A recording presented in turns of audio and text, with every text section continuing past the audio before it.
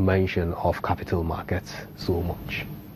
Let me correct it. Not that the document did not mention any capital market. Okay. The document mentioned just a little part by saying public-private partnership, and then the other part it mentioned sukuk in the whole document. On quarterly basis, we have a quarterly meeting that we have with stakeholders in the market, which is the CMC meeting, which is ably chaired by SEC. Yeah. That document was reviewed at that SEC meeting, and it showed obviously that there was no major role for the capital market to play. And one of the things that we've seen is that globally, global best practice nowadays all over the world, everybody's using the capital market as a means for infrastructure finance, for to support the budget and all that. We didn't see that there, and we cannot continue running the market without the capital market. The United States of America, when they were in recession, when the former President Obama came in, the first thing he did was to regularize whatever was happening in the capital market over there. A lot of injection was poured into that market. And let me give a point of correction that the capital market is not about equities alone. You have the bonds market, you have the treasury bills, you have a lot of things that have to do with the capital market. So what we're saying is that a lot of the infrastructure development that's required by Nigeria can be done through the capital market. Most investors that come to Nigeria to invest in Nigeria, that we call the foreign direct investors, is because they've been able to mobilize funds through their own private sector, through their capital markets, which they bring into Nigeria to invest in Nigeria. And what we're trying to do is locally here too, we should be able to at least finance maybe 5 to 10% of whatever budgetary allocations is for infrastructure in Nigeria. And how can that be done?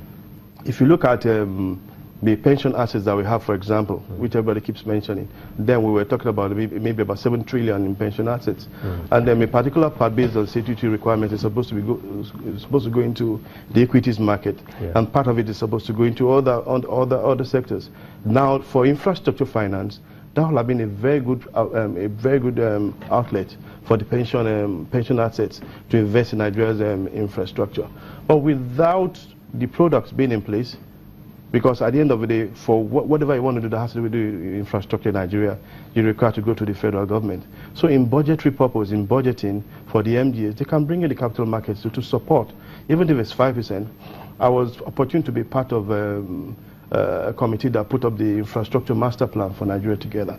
One of the recommendations was that at least 10 to 20% of whatever infrastructure requirements are needed in Nigeria can be financed through the capital market, through the public-private partnership arrangement. And the ICRC and CODE are in support of this. And we believe that the federal government should reach out to the capital market, which is what everybody's doing. So what do you think is causing this delay? Is it a question of regulation?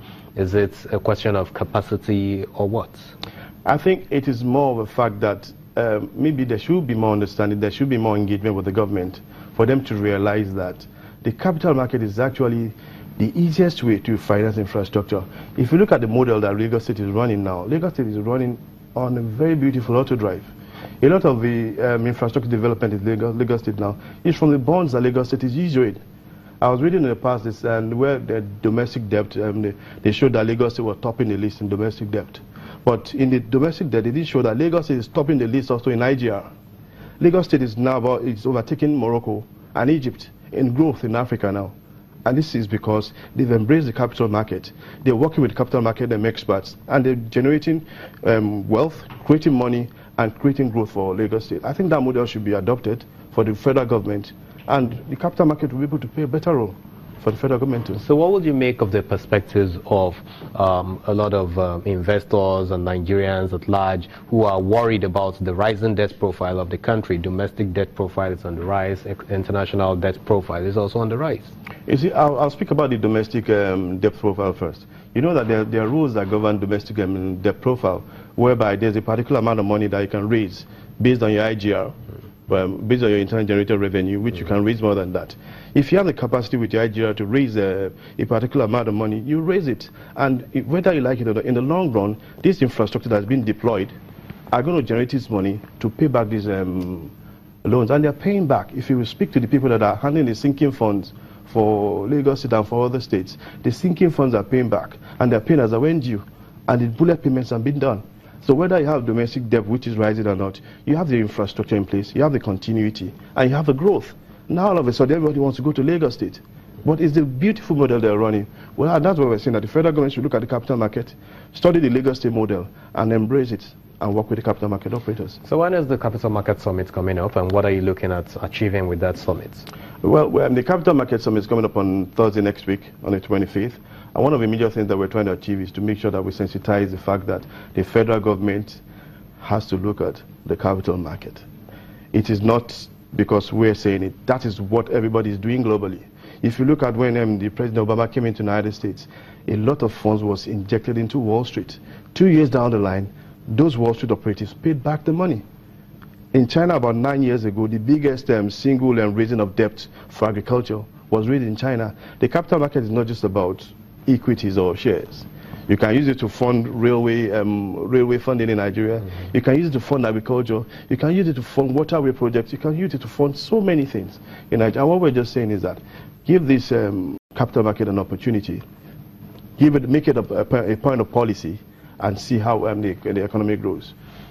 All right. But then how much can be raised from this capital market in terms of bonds, whether for infrastructure or for any projects? You see, there are two parts to it. It's about the appetite of Nigerians to it first, and then the other part is the capacity to raise the money.